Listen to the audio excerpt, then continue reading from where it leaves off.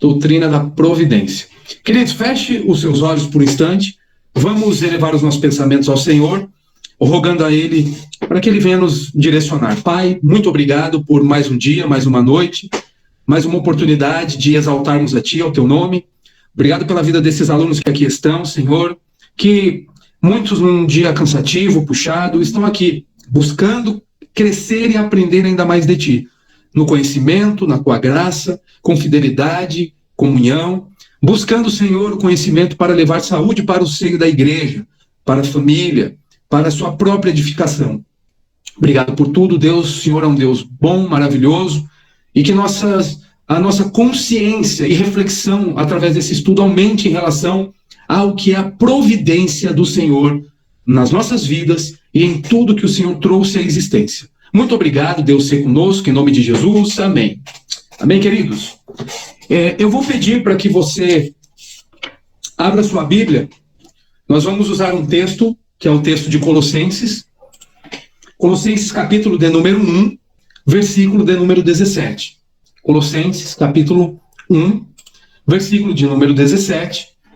Eu vejo vocês aqui, eu falo por aqui, mas eu vejo vocês aqui também. Eu tenho a minha colinha aqui e a bênção de Deus. Mas qualquer coisa pode chamar o professor, qualquer coisa pode levantar a mãozinha, tá bom? Estamos aqui firmes e fortes. Colossenses capítulo 1, versículo de número 17. Opa, agora no computador. Não, foi, graças a Deus. Pensei que tinha travado, não travou. Versículo de número 17 diz assim: Ele é antes de todas as coisas, nele tudo subsiste. Aqui é óbvio que essa passagem ela está falando a respeito do nosso Senhor Jesus Cristo. Está falando, seja bem-vinda, irmã Sandra, Deus abençoe sua vida, minha irmã, que bom que está aqui conosco. Deus abençoe. Queridos, essa passagem ela fala... Amém, amém. Deus abençoe. Essa passagem fala acerca do nosso Senhor e Salvador Jesus Cristo, desse Deus maravilhoso, no qual todas as coisas, a partir do versículo 16, foram criadas não apenas por Ele, mas para Ele. E aqui no versículo 17, a ênfase que é dada, ela diz que Ele é antes de todas as coisas, nele tudo subsiste. Paulo não está dizendo aqui que Ele é antes de todas as coisas. Paulo diz, Ele é antes de todas as coisas. Paulo não diz assim, Ele era antes de todas as coisas. Percebe? Porque aqui nós temos o presente do indicativo que está o quê? Mostrando que Deus, indicando que Deus, Ele não tem limites quanto ao tempo, uma perspectiva temporal. O próprio Senhor Jesus, Ele vai falar lá em João capítulo 8, versículo 58, antes que Abraão existisse, eu sou, que é o eu sou que sou. Ele está mencionando, ele fala, né, a respeito da passagem de Gênesis, tanto é que aqueles religiosos ali naquele contexto, os fariseus ficaram indignados. Como que ele pode atribuir para ele mesmo, não apenas um atributo, mas na verdade a essência, aquilo que o próprio Deus é, um Deus que, como ele diz aqui, né, nele tudo subsiste, ele é antes de todas as coisas. Foi por isso que o Senhor Jesus ele falou isso para aqueles homens, para aquelas pessoas. Então o Senhor Jesus, ele não só existia antes que houvesse a criação, como também tudo subsiste nele, tudo é dele. Ou seja, ele sustenta todo o universo. Ele tem aí toda a obra, toda a criação, o movimento de rotação da Terra, tudo que existe, tudo que se movimenta, tudo que tem vida, tudo que está vivo, todo ser vivo, todas as coisas que estão em ordem, que vieram à existência, pertence a Ele, a esse Deus. As estrelas, o sol, a lua, tudo que Ele trouxe à realidade, tudo que Ele trouxe à existência. Então, é algo assim maravilhoso, as leis da natureza, Ele que criou as leis da natureza, esse Deus maravilhoso, esse Deus grande, esse Deus que é um Deus que a nossa mente ter que é uma mente assim rasa, superficial, por sermos seres criados e limitados, é óbvio que nós não vamos conseguir discernir na sua totalidade. É aquilo que os teólogos chamam de a incompreensibilidade de Deus. Mas a incompreensibilidade não é que não podemos compreender e conceber absolutamente nada a respeito de Deus. Pelo contrário, é reconhecer que nós somos pequenininhos, muito pequenininhos, para conseguir tentar discernir todas as coisas a respeito desse Deus. O conhecimento, conhecer esse Deus é algo inesgotável. É algo que jamais vai se esgotar. É por isso que somente esse Deus, com as características que ele tem, é capaz de fazer com que criaturas como nós somos possam viver eternamente com ele. É maravilhoso, então, aqui é só uma introdução a respeito da doutrina da providência. Vamos entender o que é. Se ele tem essas características, ele é um Deus de providência. Acho que o irmão Luiz levantou a mãozinha ali. Pode falar, meu irmão. Ele levantou a mãozinha.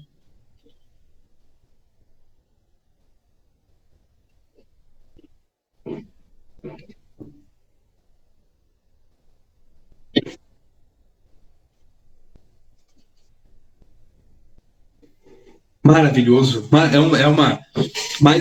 Uma passagem que fortalece aí esse pensamento, fortalece essas características e o que nós vamos ver a respeito desse Deus grandioso, esse Deus maravilhoso. Obrigado, irmão Luiz, pela cooperação, por estar aí nos auxiliando, nos ajudando.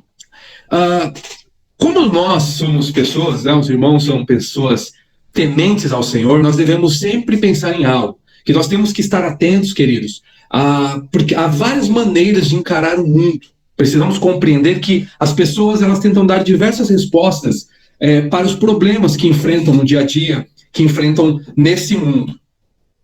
Algumas pessoas vão ter alguns posicionamentos que não estão de acordo com as escrituras sagradas. Inclusive, alguns cristãos acabam dando mais força para teorias que, de fato, estão totalmente indo na contramão das escrituras. Então, existe aí, nós já vamos ver isso, uma valorização, por exemplo, do acaso. O acaso é algo que tem sido valorizado. Você vê pessoas valorizarem um acaso de forma assim, muito, muito contundente, inclusive. O próprio fatalismo. O que é isso, professor? Vamos entender o que é fatalismo. Algo que, inclusive, é atribuído a algumas teologias que são boas, que não pregam fatalismo, e alguns atribuem, porque existem pessoas que dizem ser de certas vertentes teológicas e são fatalistas, né? E já vamos entender um pouquinho também a respeito. O que nós precisamos? É saber aquilo que Deus fala na palavra dele, o que é revelado pelo próprio Deus. Olha só que definição interessante, no Catecismo Maior, ali no artigo 18, diz assim, o que é providência? E a definição no Catecismo Maior, ela está assim, providência são as obras da providência de Deus, são a sua muito santa, sábia e poderosa maneira de preservar, governar todas as suas criaturas e ordenar tanto a elas como a todas as suas ações para a sua própria glória. Olha que coisa maravilhosa. Uma outra perspectiva que nós temos, aliás, está de acordo, né, mas uma outra definição, a providência ela pode ser definida como sendo o exercício continuado da força de Deus, da força divina, do poder de Deus, por meio do qual o Criador ele vai fazer o quê? Ele vai preservar as suas criaturas, ele age em tudo o que há de acontecer no mundo e ele dirige todas as coisas para um determinado fim. Olha que coisa maravilhosa. Mas para entender isso, essa definição, precisamos entender 3 palavrinhas: preservação, cooperação e governo. Preservação, cooperação e governo. Olha lá, é isso mesmo, Luiz, na Confissão de Fé de Westminster, o irmão Luiz colocou ali. Se os irmãos, é que eu não consigo, deixa eu ver aqui, que não está abrindo para mim a telinha ali. Se o irmão puder, coloque aí escrito, irmão Luiz, para a gente, tá bom? Coloque escrito aí essa parte da confissão, que é muito bom para entendermos em relação a essa perspectiva. Confissão de Fé de Westminster também, maravilhosa. Eu não consigo ver as mensagens aqui. Peraí, Maria, que eu tô só com problema, eu não tô conseguindo ver. Eu vejo que chega a mensagem de vocês, mas eu não sei onde abrir. Eu vou deixar aberto aqui no computador, tá? Eu vou tentar, porque ele travou ali, não está abrindo. Eu vou tentar abrir aqui, deixar ele aberto, e aí vai ficar mais fácil. Já leio a pergunta de vocês, tá? Já leio. Irmão Luiz, se puder, não sei se o irmão colocou, mas se puder colocar aí essa passagem da confissão, vai ser muito bom, vai ser benção. Queridos, deixa eu só pedir autorização para mim mesmo. Vou pedir autorização para mim mesmo entrar na sala de aula de vocês, porque travou o meu outro perfil. Mas vamos lá. Só um instante para não perder. Você está tranquilo até aqui, gente? Vocês estão conseguindo entender sossegado? Estão conseguindo compreender? Está sossegado? Não tá chato, não? Difícil? Está tranquilo, né? Isso é o mais importante, tá bom? Eu vou entrar até pelo do próprio seminário aqui. Fechar. Maravilha. A irmã Taiane está chegando. Tatiane, a Tati. Seja bem-vinda, Tati. Tati e o nosso querido William. Que bênção de Deus. Vamos lá. Hoje eu estudo a respeito da providência divina, queridos. Agora eu consigo ver as mensagens de vocês, tá? Mas só se mandarem novamente, tá? Mas aí eu consigo ver. O que já foi mandado não aparece agora. Se vocês puderem escrever novamente, a Maria perguntar aí novamente, não tem erro não, tá bom? Vamos lá, queridos. Podem fazer as perguntas, colocar escrito ali, ou levanta a mãozinha, pode perguntar direto aqui pro professor. Não tem tempo ruim, tá bom? Chegou aqui. O que é providência? Pode repetir, por favor? Sim, essa definição uma definição bem simples a respeito de providência, é o exercício de Deus, é a ação de Deus através da sua força divina, por meio do seu poder, fazendo o quê? Com que tudo, as criaturas, o mundo, tudo, até aquilo, né, que parece ser assim, o acaso, como alguns dizem, né? Ou até coisas que são insignificantes, muitas vezes, para o ser humano, Deus, ele, de forma minuciosa, nos mínimos detalhes, ele está cuidando de tudo. Ele está no controle de todas as coisas. Isso é muito importante sabermos. Já vamos entender algo também, porque assim, alguns dizem, mas já que Deus, ele, por meio do poder, da força dele, do poder, né, divino dele, ele preserva as criaturas, ele age em tudo o que há de acontecer no mundo, né? E ele dirige, inclusive, todas as coisas para um fim determinado. Será que ele viola a responsabilidade humana? Então, será que não está certo? Nós não somos marionetes? Vamos já ver isso, tá bom? Já vamos chegar. Mas para entender o que é... Tranquilo, Maria? Deu para entender um pouquinho? Depois a gente vai sintetizando mais aqui. Agora vai ficar mais claro, né? O que é a providência divina. O primeiro aspecto que nós vamos ver. A preservação. Para entender o que é providência, temos que entender o que é a preservação. O primeiro aspecto, né, da providência divina que nós vamos estudar hoje é esse. Olha o que diz aqui na Dogmática Evangélica, o Pendão Real, de 1976, página 119, falando a respeito da preservação. É a ação da providência de Deus, pela qual ele mantém a existência de todas as coisas que criou, impedindo que elas voltem ao nada de onde vieram e deixem de ter a capacidade para cumprir o fim para que foram criadas. Então, Deus, ele que mantém, a providência dele consegue, tão absoluta, que ele mantém a existência de todas as coisas que ele criou. Porque se não fosse assim, aquilo que o que ele criou não existiria, na verdade. Não faz sentido. A própria lógica, e nós vamos ver um pouquinho disso em algumas outras aulas, e já vimos um pouco na doutrina da criação, na própria teontologia, doutrina de Deus, a própria doutrina do homem, que existe uma necessidade de um criador. Não existe como, por exemplo, nada fazer todas as coisas.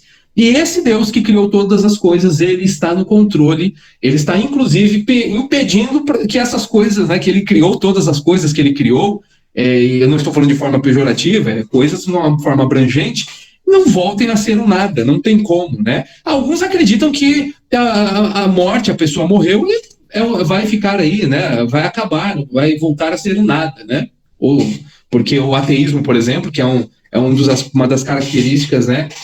Que vai ao extremo oposto do que as escrituras dizem, vai nessa perspectiva de que nada criou todas as coisas e no fim o nada é o propósito da existência, porque nós não passamos de um aglomerado de células e quando findarmos aqui essa vida somente numa perspectiva física e material, biológica, fisiológica, não vai existir absolutamente mais nada, não existe nada de sobrenatural, pressupostos sobrenaturais. O irmão Luiz colocou aqui a Confissão de Fé de Westminster, que é maravilhosa, o capítulo 5, fala a respeito da providência. No princípio, aprove a Deus, o Pai, o Filho e o Espírito Santo, para a manifestação da glória de seu eterno poder e sabedoria e bondade, criar ou fazer do nada, no espaço de 6 dias, tudo muito bom, o mundo e tudo que nele há, visível ou invisível. Essa passagem maravilhosa, inclusive corrobora, está totalmente amparada nas Escrituras, essa confissão de fé, que ali no versículo 16 de Colossenses, começamos lendo o 17, ao 16 o que diz, né, em Colossenses 1, versículo 16, pois nele foram criadas todas as coisas, nos céus e sobre a terra, as visíveis e as invisíveis, sejam tronos, sejam soberanias, quer principados, quer potestades, tudo foi criado por meio dele e para ele. Olha que coisa maravilhosa essa confissão. Mas o que é isso? Professor, o que é confissão de fé? São credos, são confissões que sintetizam, ou fazem de forma assim, bem resumida, as doutrinas, falam das doutrinas principais, né, muito organizado, e também são documentos históricos nos quais eu creio, eu também estou respaldado nele, inclusive o ministério que eu faço parte também tem ali na Confissão de Fé, a Confissão de Fé de Westminster, né, o capítulo 9, capítulo 5, capítulo 11, capítulo 15, enfim. Muito bom, obrigado, irmão Luiz. Bênção de Deus. A Maria perguntou aqui, não entendo, eles acreditam na teoria do macaco, então não é possível. É isso, os ateus, eles acreditam, alguns acreditam, né, na teoria que a teoria do macaco que você diz é a teoria da evolução, né? Alguns acreditam nisso sim, Maria, que nós somos aí, na verdade, descendentes do King Kong, né, de macaquinhos, passamos aí por uma evolução de espécies. Alguns acreditam nisso, mas a própria ciência já deixou bem claro que essa teoria ela não se sustenta, né? Bom, nós não acreditamos em evolução, nós acreditamos em adaptação, mas podemos aí trabalhar isso daí numa aulinha de apologética, né? Dá para a gente fazer, inclusive vou levar para os jovens lá no Fundamentos e Valores. É isso aí, nós somos criacionistas, né? O oposto do evolucionismo, que nós chegamos a estudar um pouquinho em uma dessas aulas. Bom, esse é o primeiro aspecto da preservação. Então, Deus ele faz o quê? Ele mantém em ordem a existência. Chegando aqui a Bru, seja bem-vinda, minha mãe acabou de chegar aqui, que bênção, bênção de Deus. Estamos aí estudando a doutrina da providência, mano. Ainda tem conteúdo bom para a gente ver. Bom, Deus ele mantém, portanto, a ordem e a existência da criação conforme as leis que ele impôs desde o princípio. Ele criou um mundo ordenado, com leis, com lógica. Deus é um Deus que é o criador da própria lógica. E ele sustenta, né, toda a criação. Deus ele sempre esteve, queridos, no controle de todas as coisas. Não existe... Deus perdeu o controle em determinado momento da história. Nunca vai acontecer isso. Nunca aconteceu. Nunca acontecerá. Então, nada foge do controle dele. A prova disso, vamos dar uma olhada em algumas passagens aqui. O Salmo de número 103, versículo 19, acompanhe comigo. Salmo de número 103. Vamos lá.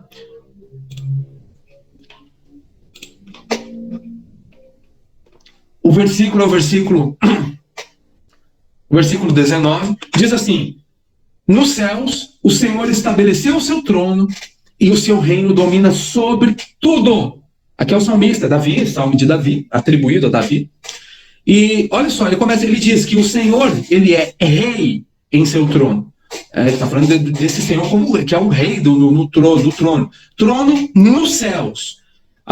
Ou seja, aqui a perspectiva é de uma autoridade universal, não a do Edir Macedo, da igreja do Edir Macedo, a universal de todas as coisas. Então é por causa disso daqui que ele é o único que é digno de receber o quê? Louvores de toda a criação. Então por isso que ele fala, o Senhor Deus estabeleceu o seu trono e o seu reino domina sobre tudo. Aí o versículo 20 ele fala assim, bendigam o Senhor os seus anjos, valorosos em poder, que executam as suas ordens e lhes obedecem à palavra. Então, ele vai fazer o que aqui? Entusiasmado, Davi, comovido, né, com essa verdade desse Deus que está no trono dele, e ele domina todo o universo, tudo, absolutamente tudo. Davi ele começa a colocar uma ordem aqui, uma ordem lógica, né, de prestação de louvores. O que é prestar louvores? A palavra louvor, ela significa justamente prestar elogio, elogiar a Deus, aos feitos, a grandeza, aos atributos, as maravilhas, tudo que ele é. E aí Davi ele começa a colocar uma ordem aqui, né? Então, ele primeiro ele está aí, né, boquiaberto com a grandeza, né, desse Deus que estabelece o seu trono sobre tudo e sobre todos. E aí ele fala ali no versículo, né, no versículo 20, ele vai acenar o quê? Ele vai acenar os anjos, que são criaturas poderosas, sim, obedientes, inclusive, para que dê início ao quê? A esses louvores. Então, fala, bendigam o Senhor os seus anjos. E depois ele faz o quê? Ele vai convidar aqui no Salmo os demais seres que servem ao Senhor para também estarem aí começarem, né, o canto de louvor. Então, em seguida, ele vai sinalizar as obras de Deus para se juntarem em um momento aqui majestoso, né, crescendo. Aí no versículo 21, por isso que ele fala, bendigam o Senhor todos os seus exércitos, ministros seus que fazem a sua vontade. Olha que coisa maravilhosa. E aí, enquanto, né, esse magnífico coral ele está ali cantando, ele está entoando melodias diante desse Senhor, né, o regente ele acrescenta aqui a própria voz. Então, por isso que ele fala, e bendiz bendigam, bendiz ao Senhor. Aí ele fala no 22, bendigam o Senhor todas as suas obras em todos os lugares do seu quê? Domínio. Bendiga a minha alma. Aí o Davi dizendo, né? O Senhor. Então, é maravilhoso esse salmo. E se você puder, talvez, acredito que nós vamos fazer consultas aqui no 104. Esse é o Salmo 103, versículo 19 ao 22. Já o próximo salmo é o 104. E olha que coisa interessante, o subtítulo de algumas bíblias, nesse Salmo 104, é justamente o quê? Louvor a Deus, né? O Deus Criador. Então, é na perspectiva do Deus que é o Criador e sustentador de todas as coisas. É esse Deus maravilhoso. Então, acredito que nós vamos ver, inclusive, já no próximo ponto aqui, no próximo aspecto. Mas vamos lá. Esse Deus maravilhoso, aqui, ó, vou usar então, tá aqui na minha colinha, vamos usar então, esse Deus, ele é um Deus que é o Deus providencial, né, do universo, mas também se trata do mundo físico. Então vamos no Salmo 114, só você, 104, perdão, estávamos no 103, vamos para o 104. No versículo 14, vamos dar uma olhadinha aqui no versículo 14, que diz assim, fazes crescer a relva para os animais e as plantas que o ser humano cultiva, para que da terra tire o seu alimento. Então, ele é aquele Deus que está no controle providencial também do mundo físico. Lá em Mateus, capítulo 6, uma passagem muito conhecida, capítulo 6, versículo 26, se você puder acompanhar comigo, Mateus, o Evangelho segundo Mateus, no versículo 26, ele fala, observem as aves dos céus, elas não semeiam, não colhem, nem ajuntam em celeiros, contudo o Pai Celestial as sustenta. Porventura não valem vocês muito mais do que as aves? Essa passagem aqui maravilhosa também, falando do quê? Da provisão de Deus. E aqui nós vemos o quê? Que o controle providencial de Deus está, inclusive, nos seres, né, na criação inanimada, mas também nas pequenas coisas, nas pequenas criações, né, nas pequenas criaturas, melhor dizendo. Então, as aves aqui do céu ilustram o quê? O cuidado de Deus em prol das criaturas. Né? Elas nos ensinam que é desnecessário ficarmos naquela preocupação absurda. Essa passagem é muito linda. Se você ler do versículo 19 até o versículo 34 de Mateus capítulo 6, o Senhor Jesus ele vai falar, inclusive, né, onde as pessoas colocam os corações, aquelas que depositam nas riquezas, prestam um altar, por exemplo, ao deus Mamon, onde estiver o seu tesouro, ali também estará o seu coração, porque o que a Bíblia condena não é a pessoa ter condição financeira boa, a Bíblia condena ter o amor ao dinheiro, né? E não ter dinheiro, ou seja, o que a Bíblia condena é a pessoa ela ser serva das riquezas, serva do dinheiro, e não o contrário, né? O dinheiro ser servo da pessoa. Então é isso que a Bíblia condena, né? É nesse sentido, não que é pecado a pessoa ter aí aquisição material, enfim. Agora, essa passagem aqui é linda porque ele está mostrando e falando a respeito do quê? Esse Deus é um Deus de providência, queridos. E ele está no controle de tudo. Se ele cuida de pequenas criaturinhas, como um passarinho, que ele vai fazer o quê? Vai prover ali o sustento delas, ele também cuida de nós. Ele cuida numa perspectiva micro, pequena, das pequenas coisas, mas ele também cuida numa perspectiva macro, numa perspectiva das coisas grandes, né? Se esse Deus é o Deus que trouxe à existência todas as coisas, e ele sustenta todo esse universo magnífico, fantástico, complexo, ele também cuida de nós. Então, é nessa perspectiva aqui, tá? Claro que a gente precisa trabalhar, precisa, né, correr atrás, mas a gente precisa tomar cuidado com a ansiedade, que é aquela ansiedade que pode ser até a pecaminosa, né? Não é pecado ter ansiedade, pecado é ter ansiedade pecaminosa. Como assim, professor? É aquela ansiedade que eu tenho porque eu não confio em Deus. Percebe? É quando eu não deposito a minha confiança em Deus e acaba desencadeando uma ansiedade na qual me mostra mais como um cético, na verdade, do que aquilo que Deus, ele, de fato, né, ele espera de nós. Ele espera que aquele que confie nele, lancem sobre ele as vossas ansiedades, né?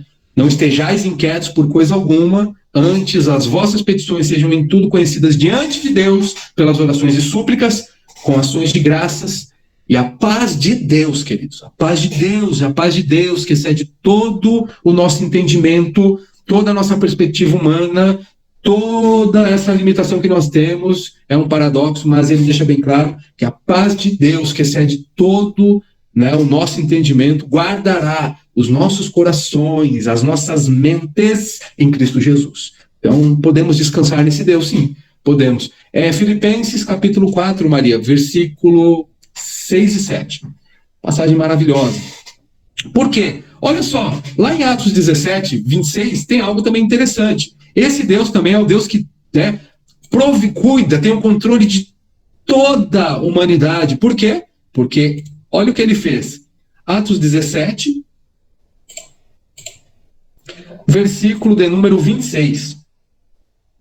Diz assim: de um só homem fez todas as nações para habitarem sobre a face da terra, havendo fixado os tempos previamente estabelecidos e os limites da sua habitação.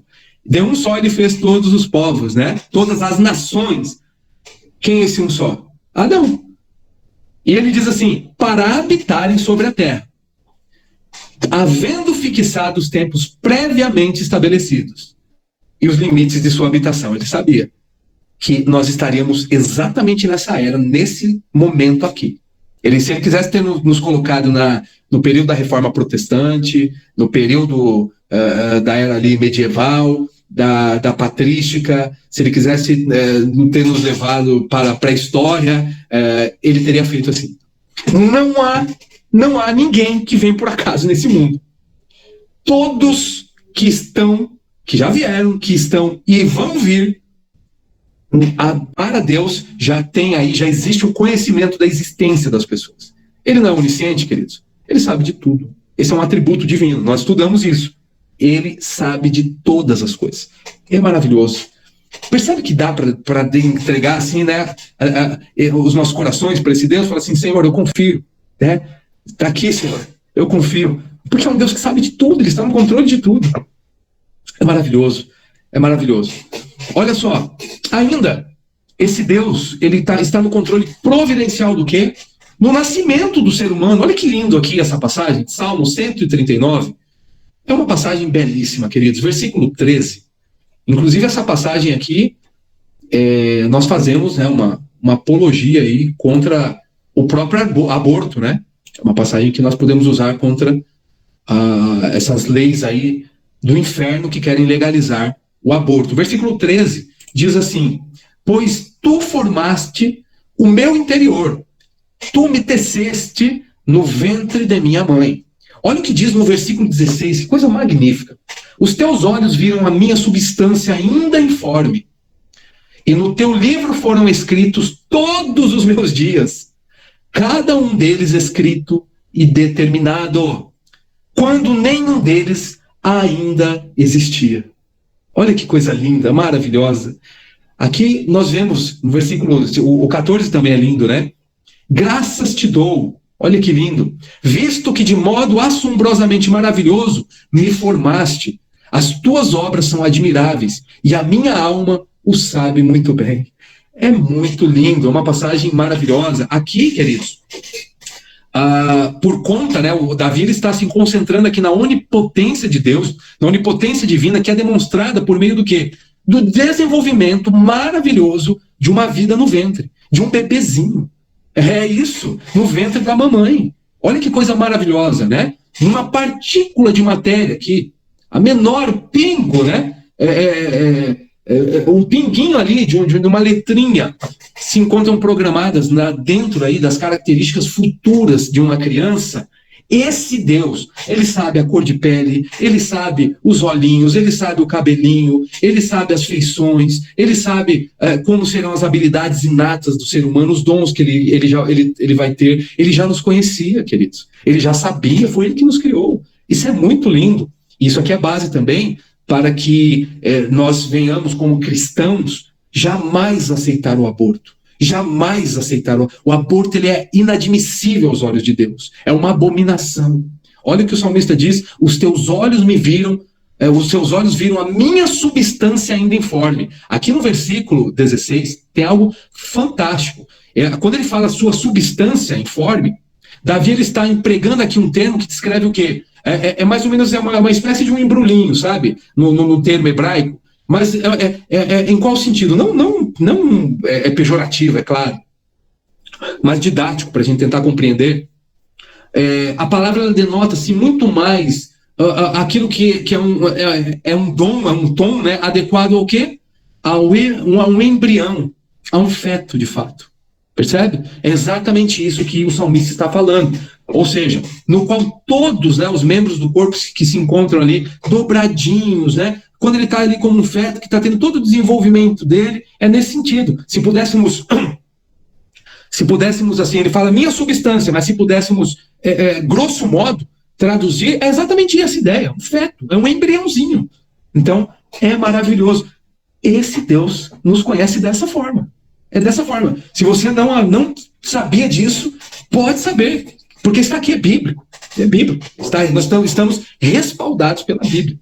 Ele sabe de tudo, queridos. Ele sabe de tudo. Ele sabe do sucesso e dos fracassos dos homens, dos seres humanos. Nós vemos isso lá em Lucas, capítulo 1, versículo 52. Ele sabe de todas as coisas que parecem insignificantes ou até mesmo acidentais. Ele sabe de tudo. Lá em Mateus, capítulo 10, versículo 30. O Senhor, ele protege também os justos, as suas ovelhinhas. Olha só o Salmo de número 4, vamos dar uma olhadinha nesse Salmo, número 4, versículo 8, que é belíssimo também, é muito lindo. Olha o que diz esse Salmo. Na verdade, leia esse Salmo todo, tá? Hoje, antes de dormir, porque ele fala uma coisa aqui maravilhosa. Em paz me deito e logo pego no sono, porque só tu, Senhor, me fazes repousar seguro. Queridos, quantas vezes eu pronunciei esse Salmo de madrugada, em momentos de aflição, antes de dormir. Eu passei por um momento de conversão muito complicado, uma depressão muito forte, e era bem difícil aqueles pensamentos, né, aquela angústia, aquela agonia. E esse salmo aqui, ele marcou a minha vida.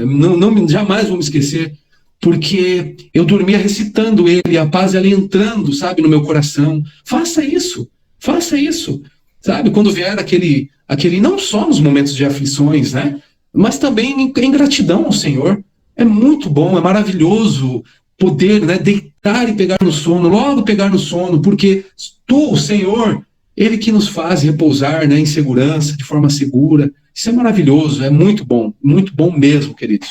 É saber que nós temos ali diante, né, da certeza da suficiência plena desse Deus, desse Senhor, o salmista ele está expressando assim que aquela agitação interior, né, ela vai cessar, ela cessa, né? Pode se deitar em paz e logo pegar no sono, é essa ideia, pois ele sabe, né, que o Senhor faz ele repousar em seguro. Então, em apenas 8 versículos aqui, curtinhos, faça a leitura que você vai gostar. Nós vemos aí, né, uma oração que ela vai mudar ali, do versículo 1 até o 8, de forma radical. É muito bom, é maravilhoso, né? Maravilhoso. Isso é lindo, lindo. Aí depois vem o 5, porque o 5 é uma oração matinal. Então, quando você dormir, né, aí no Salmo, terminando no Salmo de número 4, e no outro dia você lê o 5, porque é uma oração matinal. São as coisas maravilhosas de Deus, né? Deus é muito bom. E o segundo aspecto que eu quero ver aqui com vocês, queridos, é a respeito da cooperação divina. Quando nós falamos de cooperação, primeiro nós vimos o quê? A preservação. Nós temos o quê? Temos a cooperação divina. Mas a cooperação é no sentido de sustentação. É nesse sentido. Deixa eu perguntar uma coisa. Está tranquilo até aqui, gente? Vocês estão aí? Estão dormindo? Como é que tá aí? Estão entendendo? Como é que tá, gente? Fala comigo. Fala, professor. Como que tá? Vocês estão conseguindo compreender? Tá susse? Dá isso aí. Manda uma mãozinha, um joinha. O professor sabe que vocês estão aí, tá acompanhando. Maravilha. Maravilha. Vamos lá.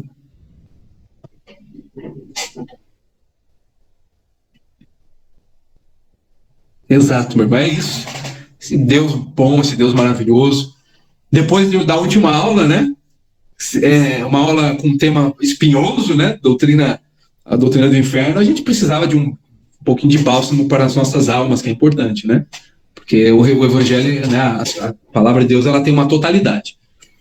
E aí, queridos, vamos então ver aí a cooperação divina no sentido de sustentação. Agora eu vou passar um pouquinho mais resumido, tá? Porque temos aí, como eu comecei ali, foi 8h20, né, que nós iniciamos. 8h20 eu vou pegar esses aguentarem o professor, vou mais 20 minutinhos aí, tá bom? Para bater o tempo certinho. A cooperação divina, queridos. Cooperação é o quê? É o agir de Deus juntamente com os poderes que lhes são subordinados, aquilo que ele tem de poder. Então, primeira coisa que a gente precisa entender. Deus, ele coopera com a criação natural, ele sustenta a criação natural. Então, apesar de recebermos, né, com normalidade aí, o benefício de eventos da natureza, por exemplo, como a chuva, porque tem benefícios, o próprio vento, a Bíblia ela afirma o quê? Que Deus ele contribui para que esses acontecimentos eles ocorram. Olha o que diz em Mateus capítulo 5, Mateus capítulo 5, Jesus ele diz, nascer o sol sobre os maus e os bons, nascer o sol sobre os maus e os bons e vir as chuvas sobre os justos e os ímpios. Ou seja, Jesus ele fala isso em Mateus 5, né, 45, também faz o quê? Mostra aqui que ele é aquele Deus que também faz relampejar, é aquele Deus que faz ventar. O próprio Jesus fez isso, né? O próprio Jesus ele usou, e o próprio Deus ele usa da natureza para quê? Inclusive até para juízo, de repente, se for necessário. Se você ler o Isaías capítulo de número 5, versículo 7, algumas catástrofes naturais, elas podem ser usadas como uma espécie de um juízo de Deus. Pode acontecer sim, né? Juízos prévios, né? Porque um dia ocorrerá o grande juízo. Mas, queridos, esse Deus, além de cooperar com a criação natural, na criação natural, ele coopera com o sustento dos bichinhos, com o sustento dos animais, como nós vimos. Vamos dar uma olhadinha lá no Salmo 104, novamente, versículo 27, do versículo 27 ao 29. Salmo 104, esse salmo é belíssimo, né? Salmo de número 104. Opa! É um salmo lindo, um mais lindo que o outro. Versículo 27. Todos esperam em ti que lhes dês de comer a seu tempo. Se lhes dás, eles o recolhem. Se abres a mão, eles se fartam de bens. Se escondes o rosto, eles se perturbam. Se lhes cortas a respiração, morrem e voltam ao pó. Olha só como esse Deus ele está no controle, ele coopera, ele sustenta.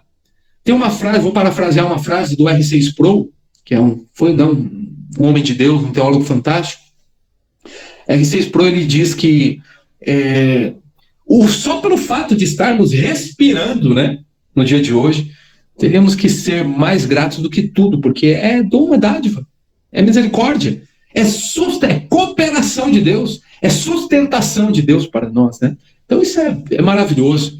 Deus ele faz isso com os bichinhos também, ele cuida dos bichinhos e ele sustenta. O Salmo ali já pega as duas coisas, né? Ele sustenta, ele cuida, ele está na sustentação dos bichinhos, dos animais e também dos seres humanos. Ele dá o sustento, inclusive, para as nossas vidas. Deus ele não age apenas na natureza, mas ele também age na vida humana. E vocês sabem disso, nós sabemos disso. Ele provê o alimento para o ser humano, ele planeja os dias da nossa vida, antes, né, antes mesmo que nasçamos, né? Os nossos talentos, como eu falei anteriormente, a capacidade, igualmente que nós temos, tudo provém do Senhor. Ele influencia governantes, queridos. Olha para a história bíblica, olha para o controle soberano de Deus sobre as nações, sobre líderes, sobre governantes. Alguns acham que eu orei tanto para entrar o fulano da direita e eu não queria que entrasse da esquerda. Talvez, queridos, uma reflexão, tá? Talvez Deus ele vai sim permitir um governante, um tirano, justamente para um povo que se afastou dele, se afastou da verdade, um povo que vive de entretenimento, de moralidade, pessoas que vivem aí buscando os seus próprios interesses de forma mesquinha.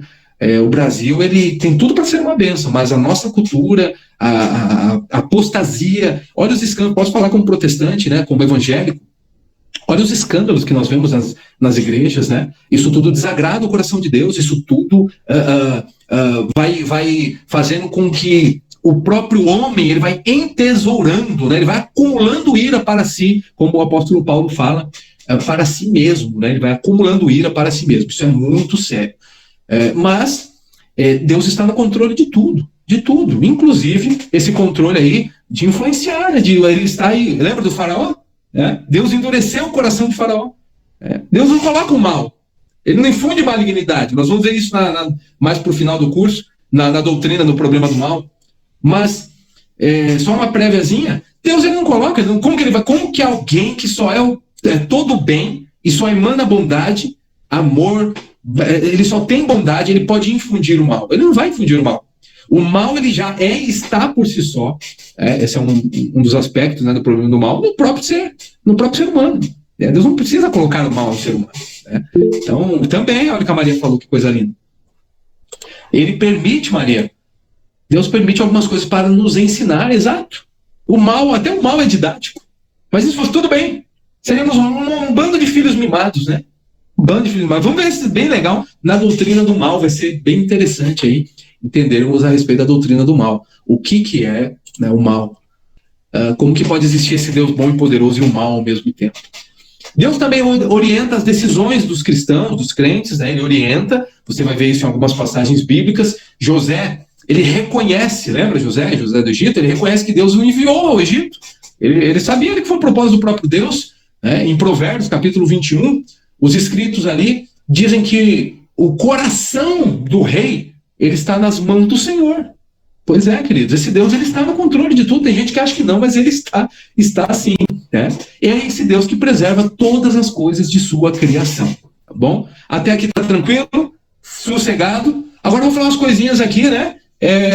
Vou para ir fechando. Alguns conceitos errados a respeito da providência, tá? Então aqui vai ser um bate-bola aqui. Quais conceitos errados a respeito da providência? Bom, providência é muito mal interpretada, em alguns, ao longo do tempo ela tem sido mal interpretada em alguns círculos, alguns meios, e isso deu aí origem e margem para diversas doutrinas erradas sobre a relação de Deus com a criação. Então as principais aí, eu separei algumas, uma delas é o teísmo. O teísmo vai ensinar, queridos, que Deus ele criou um mundo mas ele abandonou, ele largou o mundo e o seu curso sozinho. Ele cria o mundo, mas ele tira a mão, né? De acordo com as leis naturais que ele mesmo criou, essas leis que vão ordenar as coisas, e não esse Deus. Ele fica como um telespectador olhando. Isso aí chama deísmo, é uma heresia, é um falso ensino.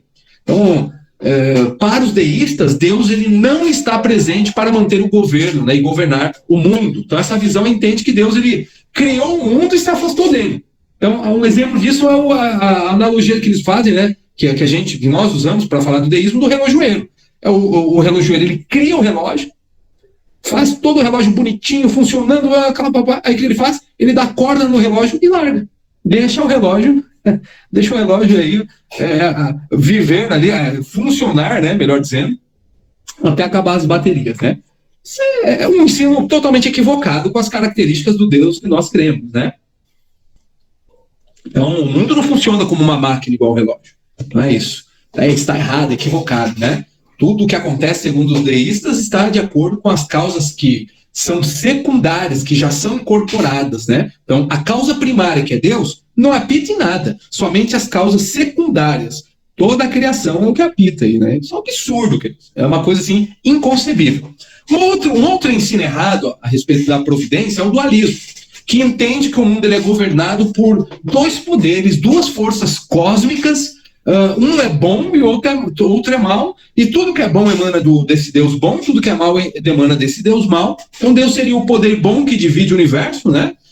Com um poder mal que divide o universo aí, né? Eu não vou dizer que, infelizmente, no nosso meio evangélico, existem pessoas que acreditam dessa forma aqui, porque atribuem tanto poder para o diabo de uma forma tão absurda que parece, a impressão que dá, que o diabo às vezes ele é até mais poderoso que Deus. Porque Deus parece que não pode fazer nada, né? Um tal de atribuir. Eu acredito na existência do Django, do capeta, do encardido, né? O diabo existe. Ele é poderoso, sim, mas é uma coisa que eu sempre, né? Depois que eu vi a frase de Lutero, achei muito interessante. Lutero dizia que o diabo é o diabo de Deus. Ai, professor, que absurdo! Lutero disse e o professor concorda com ele. O diabo é o diabo de Deus. Como assim, professor? Credo, tá amarrado isso aí, em nome de Jesus. Não, irmão, o diabo é o diabo de Deus. Em qual sentido? Nada que o diabo faça está fora do controle de Deus. O diabo é como um cão raivoso, babando assim, aquele bicho brabo.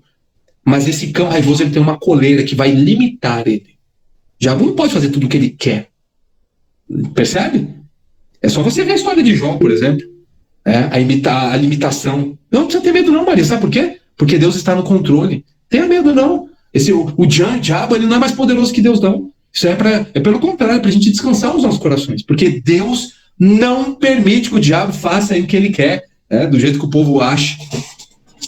Esse é um equívoco, esse é o dualismo, né? Não existe dualismo em Deus. O outro equívoco é uma crença chamada panteísmo, né? Que nós já falamos alguma coisa nesse curso, que acredita que tudo é Deus, né? Acredita que essa visão absorve o mundo em Deus. Então, vai significar que a criação, ela participa e constitui o próprio ser de Deus. Isso é um absurdo. Deus, ele é imanente, ele atua na criação, mas ele é transcendente, ele vai além, ele transcende essa criação. Ele transcende tudo que ele criou. Ele não está subjugado, submetido às leis da natureza, por exemplo. Ele não está preso dentro do tempo, espaço e matéria, por exemplo, como nós estamos. A prova disso são as características dos atributos dele. Se ele é onisciente, ele é onipresente, onipotente, logo, ele não pode estar limitado àquilo que somente seres contingentes, como nós somos, que só podem viver o agora, né? Por exemplo, nas nossas mentes, nós podemos, por exemplo, lembrar de algo, mas não voltar de forma metafísica, corpórea, lá para o passado, ou ir para o futuro, né, de forma, na perspectiva ontológica, metafísica, né, da nossa realidade. Eu vou para o futuro e volto. Não existe isso. Nós somos seres contingentes, estamos presos dentro do tempo, espaço e matéria. Deus não, queridos. Deus, ele não pode ser todas as coisas. Ele não é um pet chuchu, ele não é um cachorrinho, um gatinho, ele não é o professor Bruno, ele habita de forma sobrenatural com o poder dele em nós. mas ele não se limita e não está subjugado às leis que ele mesmo criou, né? Então o panteísmo está fora. Uma outra perspectiva equivocada é o indeterminismo, tá? Que afirma que o mundo ele não está sujeito a qualquer controle, não tem controle de nada, tudo é indeterminado. Nada do que acontece é planejado ou controlado. Então isso daqui também é uma perspectiva, inclusive, ateísta, né? Um outro equívoco é o determinismo. Enquanto o indeterminismo diz que nada foi planejado, existe o determinismo que vai entender o quê? Que existe um poder superior que exerce controle e destrói a responsabilidade humana. Isso daqui é uma crença de uma turma, né, daqueles que dizem ser reformados, por exemplo, que é o hipercalvinismo. O hipercalvinismo acredita nisso daqui. Acredita que a soberania de Deus ela é tão, a gente sabe que ela é extremamente suprema, sim, mas ela acaba destruindo a responsabilidade humana. E a Bíblia nos dá diversos exemplos, né? O próprio João Calvino, que querem colocar na conta dele, é que nunca leram as Institutos, por exemplo, no mínimo, né, deveriam ler. Nem ele falava, e João Calvino usava o termo ainda permissão, né? Se Deus não permitir, ele falava da liberdade humana no sentido que Agostinho falava, né? Que nós temos sim uma liberdade, mas essa liberdade ela é condicionada, ela está ligada, né, à nossa vontade. A nossa vontade está intrinsecamente ligada ao que? A nossa natureza, e a nossa natureza ela é o quê? Caída, ela é pecaminosa. Então, como Lutero dizia, né, só posso pecar, né, nascido escravo. Por quê? Porque se não for a graça de Deus, como Agostinho também dizia, para iluminar o ser humano não pode corresponder nada ao contrário da sua própria natureza. Então a gente precisa da iluminação da graça, do trabalhar, né, na interioridade do ser humano, enfim. Então a gente falou um pouquinho dessas questões, nós vamos entender um pouquinho ainda disso em algumas aulas. O determinismo, portanto, é um equívoco, porque existe uma liberdade. É óbvio que existe, né? Aquilo que o homem ele semeia, ele vai colher, ponto final. Agora, a liberdade das criaturas no determinismo não existe. Essa teoria vai defender que não há nenhuma causa secundária que tem aí, né, razão e a ação que tem aí consequência. Absurdo, né? E isso vai dar base para o fatalismo, que nós vamos ver, né? Existe também a ideia de casualidade. Ou seja, entende que qualquer poder controlador do universo, ele é algo irracional. Os ateus usam isso, né? Esse argumento aqui. Não existe também, queridos, destino ou azar, tá? Não existe destino ou azar. Não existe. Essa doutrina vai afirmar, por exemplo, que os acontecimentos são incontroláveis, segundo, né, a perspectiva do destino e do azar, e neles não há qualquer propósito que seja benévolo, né? Porque se o destino da pessoa já era para ser azarado, então tem que fazer. Não tem propósito benévolo nenhum.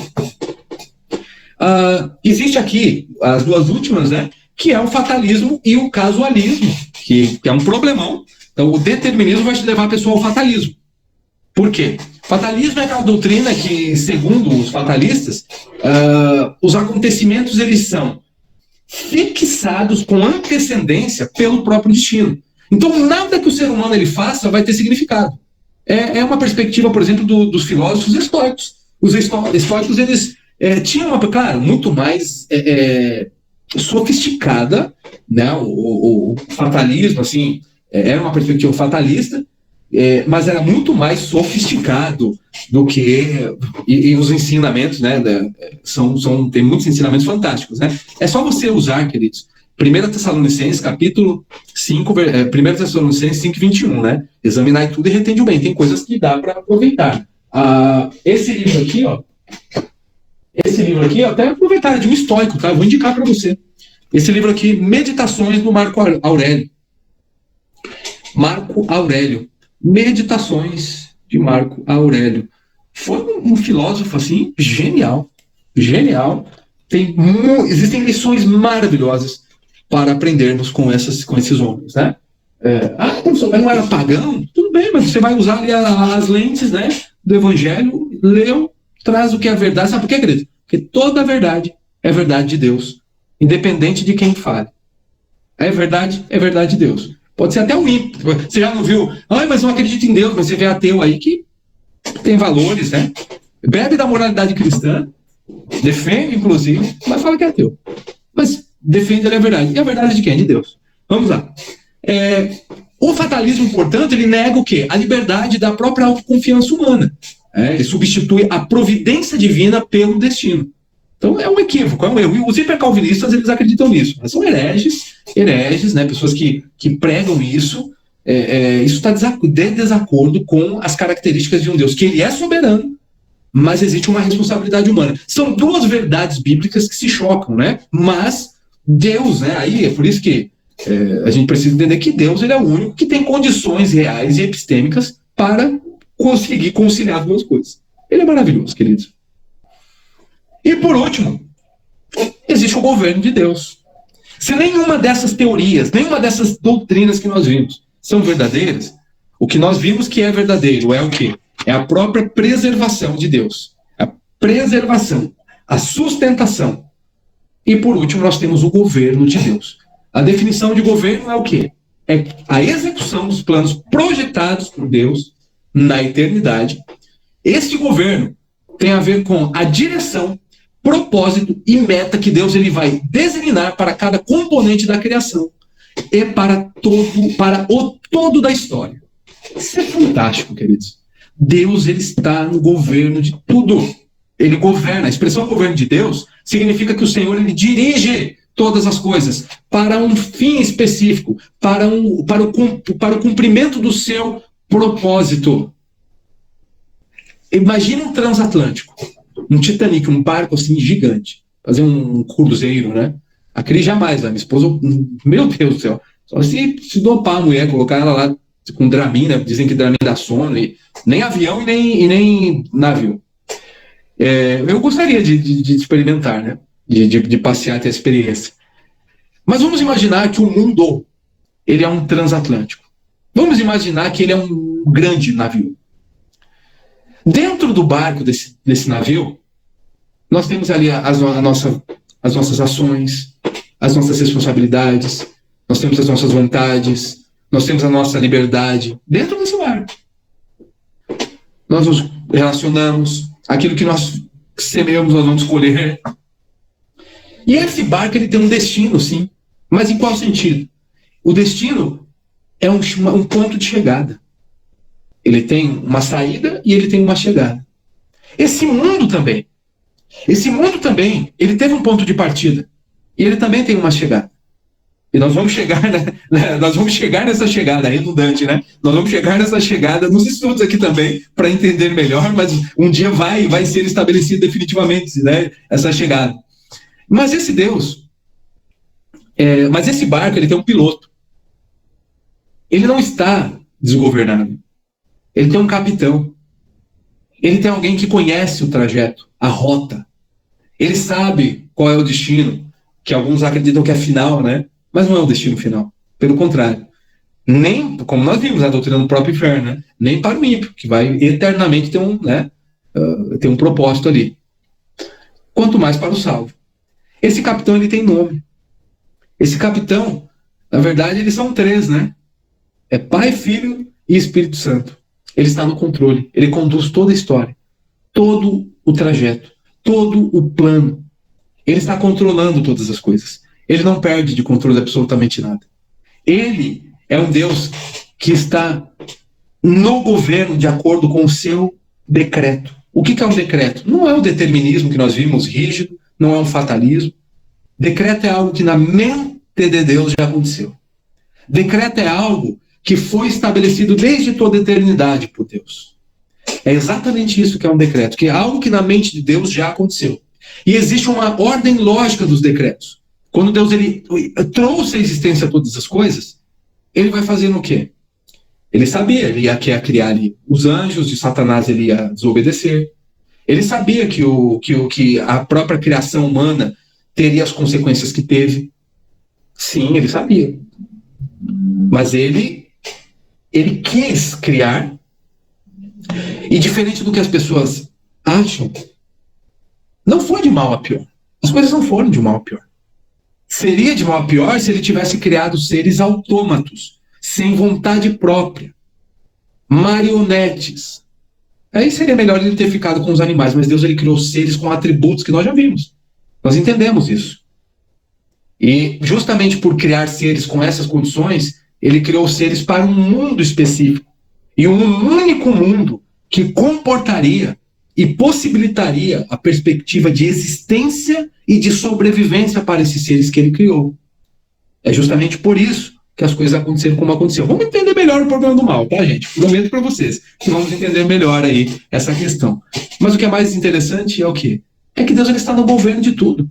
Ele está no governo de acordo com os decretos dele, ele está no governo de acordo com o seu próprio poder, porque ele é poderoso, e ele está no governo por quê? Porque é de acordo com a sua sabedoria. Deus é sábio, sabe de todas as coisas. Se não fosse a sabedoria divina, não haveria ordem do universo. Perceba que beleza que é. Olha o sistema solar.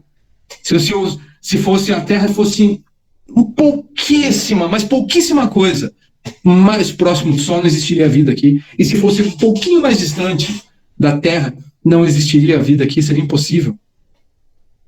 Dá uma olhada na complexidade do organismo humano. Dá uma olhada na complexidade da existência humana.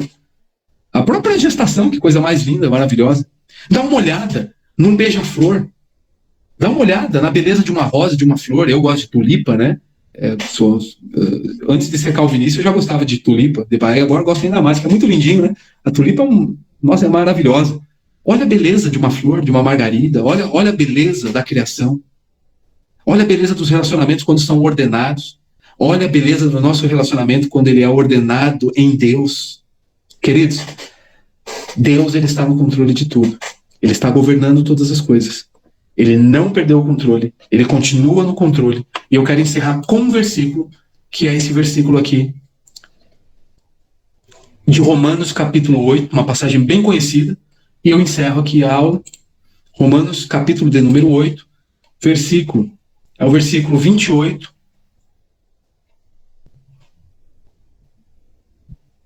Que diz assim a palavra do Senhor. Sabemos que todas as coisas cooperam para o bem daqueles que amam a Deus, daqueles que são chamados segundo o seu propósito. Vou ler o 29 aqui, eu vou me concentrar no 28, mas vou ler o 29 e o 30, que diz assim: Pois aqueles que Deus de antemão conheceu, ele também predestinou. Então, ele já conhecia de antemão, como nós vimos, o próprio bebezinho, o feto, antes de nascer.